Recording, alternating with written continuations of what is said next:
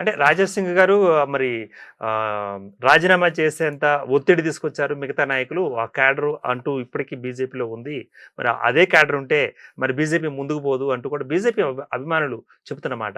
మీరు తీసుకుంటారా దీన్ని? ఎక్కడ ఏ నాయకుడు రాజా సింగ్ మీద ఎలాంటి ప్రకటన కూడా చేయలే, ఓకే. ఏ ఒత్తిడి చేయలే. ఉమ్. రాజా సింగే కొన్ని రాంగ్ స్టేట్మెంట్లు ఓ.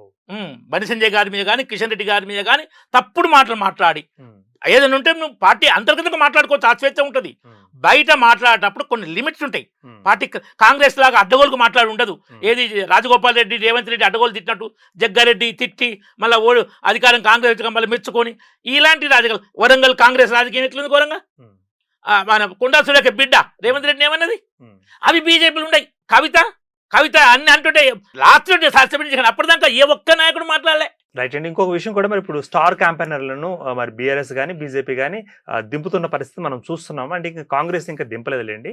సో మరి మీ స్టార్ క్యాంపెయినర్లు 2 లేదా 3 మాత్రమే అండి బయట వినిపిస్తుంది, నిజమేనంటారా?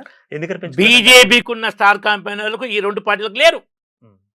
రఘునందన్ రావు అద్భుత స్పీకర్, కిషన్ రెడ్డి గారు స్పీకర్, బండి సంజయ్ గారు, పైడి రాకేష్ రెడ్డి గారు కూడా, డికే అర్ణ, ధర్మపురి అరవింద్, అరడజన్ పైగా మంచి ఓటర్ను ఇంప్రెస్ చేయగల స్పీకర్స్ బీజేపీకి ఉన్నారు. బీఆర్ఎస్ చెప్పండి, ఇప్పుడు హరీష్ రావు రాలేడుగా, తండ్రి చనిపోయిండు, ఆయన స్టార్ క్యాంపెయినరే, ఇప్పుడు రాలేడు. కేటీఆర్ ఒక్కడైనా స్టార్ క్యాంపెయినర్, కేసీఆర్ వస్తలేడు.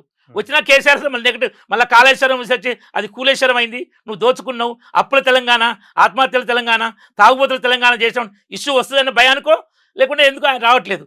ఇప్పుడు కేటీఆర్ ఒక్కరితో గెలుస్తారా? బీజేపీకి 60 మంది మళ్ళీ నేషనల్ లీడర్స్ వస్తారు, వివిధ రాష్ట్రాల ముఖ్యమంత్రులు వస్తారు, యోగి అట్లా వచ్చిరుగా. సో బీజేపీకి ఉన్న దాంట్లో 20% లేరు ఏ పార్టీకి. రైట్. అంటే తెలంగాణకి పొలిటికల్ టూర్ లో భాగంగా మరి ఈ ఎన్నికలను ఉత్తేజపరచడంలో భాగంగా ఢిల్లీ నుంచి కూడా లేకపోతే కేంద్రం నుంచి ఇంతవరకు రాకపోవడం ఇలా తీసుకోవచ్చుంటారు. నామినేషన్ కాదు, తర్వాత 2 ప్రోగ్రామ్స్ అయినాయి, వచ్చిరు. మెయిన్ లీడర్స్ రాలే, వస్తారు మెయిన్ లీడర్స్ వస్తారు. ఇక్కడ కూడా అరడజన్ పైగా స్టార్ క్యాంపెయినర్లు ఉన్నారు. తర్వాత వస్తారు, 2-3 రోజుల ముందు వచ్చి దాన్ని ఊపు తీసుకొస్తారు. పొలిటికల్గా ఏంటంటే క్యాన్వాసింగ్, ఒక హైప్ క్రియేట్ చేయడం కష్టం కాదు, హైప్ క్రియేట్ అయిన మెయింటైన్ చేయడం కష్టం. రైట్ టైంకి లేపాలి హైట్ క్రియేషన్. ఇట్లా చేసుకుంటూ పోవాలి, ఒక్క రోజులో క్రియేట్ కాదు, ముందు క్రియేట్ చేసి దాన్ని మెయింటైన్ చేయడం కష్టం. సో ఆ స్ట్రాటజీలో బీజేపీ పర్ఫెక్ట్గా ఉంటుంది. కాబట్టి వస్తారు. బీజేపీకి ఉన్న స్టార్ క్యాంపెయిన్లు మిగతా పార్టీలకు ఎవరికి లేరు. బీజేపీకి ఉన్న క్రెడిబిలిటీ ఈ 2 పార్టీలకు లేదు. ఈ 2 పార్టీలు జూబ్లీహిల్స్లో ఎమ్మెల్యేగా గెలిచి, ఆయన కాంగ్రెస్ 2 సార్లు, బీఆర్ఎస్ 2 సార్లు గెలిచి ఏమి చేయని చరిత్ర ఉంది.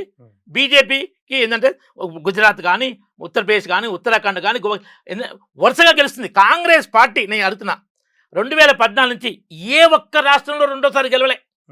దేశం మొత్తం 29 రాష్ట్రాల్లో బీజేపీ ఎన్నో రాష్ట్రాలు గెలిచింది. గుజరాత్లో 8వ సారి గెలిచింది.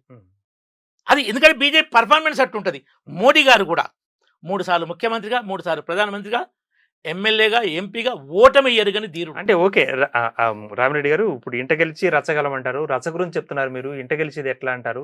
పోల్ మేనేజ్మెంట్ కానీ, లేకపోతే ప్రచారంలో కానీ, లేకపోతే క్లాసు మాసు ఓటర్లను ఆకట్టుకోవడంలో కానీ బీజేపీ కొంచెం వెనకబడిందంటూ బయట వినిపిస్తోంది, నిజమేనంటారా? బయట పెయిడ్ మీడియా తప్పుడు ప్రచారం చేస్తుంది. వాళ్ళు ఏంటంటే 2 పార్టీలో క్యాడర్ లేదు, బీజేపీకి ఉన్న క్యాడర్ లేదు.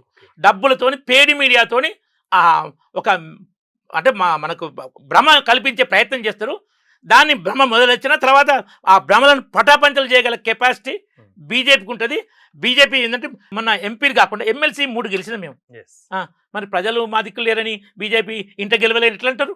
ఇంట గెలిచింది బీజేపీనే, ఇప్పుడు ఇంట్లో గెలుస్తున్నది బీజేపీనే. మీరు జిహెచ్ఎంసీలో కానీ, జిహెచ్ఎంసీలో కాంగ్రెస్ బీఆర్ఎస్ అధికారంతో ఉండి 99 నుంచి 57 పడిపోయింది. మేము 48కి వచ్చినాం 4 నుంచి. టీడీపీతో పొత్తులు 4 గెలుచుకుంటే సొంతంగా 48కి వచ్చినాం. ఈవెన్ నిజామాబాద్లో టీఆర్ఎస్ 12 గెలిచింది, బీజేపీ 27 గెలిచింది, ఎంఐఎం పొత్తుని మేయర్ దక్కించుకుంది. కాబట్టి ఇంత గెలిచింది బీజేపీ. ఇక్కడ కూడా గెలుస్తూ ఒకేసారి గెలవదు. ఎన్టీ రామారావు సినిమా యాక్టర్ వెలిస్తే గెలిచినట్టు గెలవదు, స్టెప్ బై స్టెప్. ఎందుకంటే అట్టడుగు నుంచి ఎదుగుతుంది బీజేపీ. ఎప్పుడైనా కార్యకర్త బలంతో ఎదుగుతుంది, నాయకుని యొక్క సాక్రిఫైస్తో ఎదుగుతుంది, సెంట్రల్ గవర్నమెంట్ యొక్క పర్ఫార్మెన్స్ కూడా ఎదుగుతుంది.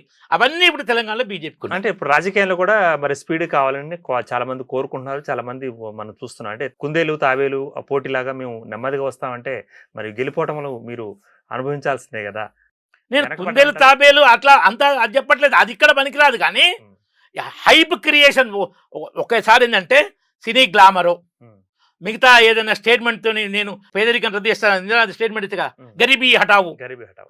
గరీబీ ఇలాంటి దాంతో ఇస్తే ఆ ఒక్క ఎలక్షన్లో కలిసి నెక్స్ట్ డౌన్ అయిపోద్ది. ఉమ్, బీజేపీ గత 25 సంవత్సరాల్లో కానీ 30 సంవత్సరాలు కానీ ఉమ్, ఏ ఒక్క రాష్ట్రంలో 29 రాష్ట్రాల్లో సెకండ్ ప్లేస్కి వచ్చినాక ఫస్ట్ సెకండ్కి వచ్చాక ఉమ్, థర్డ్ ప్లేస్ పోలే. ఉమ్, ఎక్కడ ఏ రాష్ట్ర థర్డ్ ప్లేస్ పోలేవు. ఫస్ట్ సెకండ్ మామూలు ఓడిపోతారు గెలుస్తారు, అది వేరే. ఉమ్, కానీ కాంగ్రెస్ 15 రాష్ట్రాల్లో గత ఈ 30 సంవత్సరాలు థర్డ్ ప్లేస్ నుంచి కాంగ్రెస్ ఏ ఒక్క రాష్ట్రంలో పై ప్లేస్ రాలే. ఉమ్, బీజేపీ ఫస్ట్ సెకండ్ ప్లేస్ నుంచి ఏ ఒక్క రాష్ట్రంలో థర్డ్ ప్లేస్ పోలే. ఉమ్.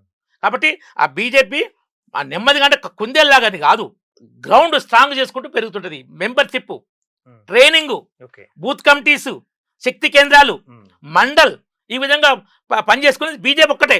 ఈ లేవని ఎలక్షన్ టైంలో మీడియాకు డబ్బులు పెట్టి ఆహా ఓహో అనిపించుకుంటారు. మేము గ్రౌండ్ నుంచి పని చేసుకుంటూ పోయి రిజల్ట్ చూపిస్తుంటాం ఎలక్షన్లో.